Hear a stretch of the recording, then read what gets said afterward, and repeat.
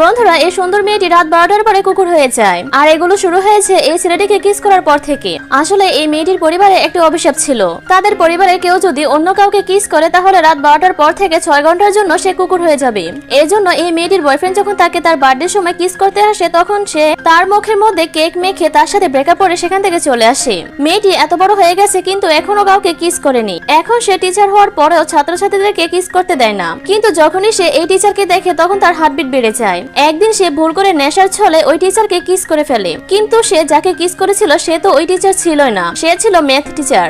এটা দেখে মেয়েটি দৌড়ে সেখান থেকে পালাতে থাকে, কারণ সে 1 মিনিটের মধ্যে কুকুর হয়ে যাবে। একটু পর সে কুকুর হয়ে যায়, আর সকাল 6টার মধ্যে আবার মানুষ হয়ে যায়। এখন সমস্যা হচ্ছে, সে যদি 6 দিনের মধ্যে এই অভিশাপ না উঠাতে পারে তাহলে সে সারা জীবনের জন্য কুকুর হয়ে যাবে। আর এই অভিশাপ থেকে বের হতে হলে তাকে কুকুর হওয়া অবস্থায় ম্যাথ টিচারকে কিস করতে হবে। কিন্তু এটা তো অসম্ভব, কারণ ম্যাথ টিচার অনেক রাগে ছিল এবং সে কুকুরকে ভয় পায়।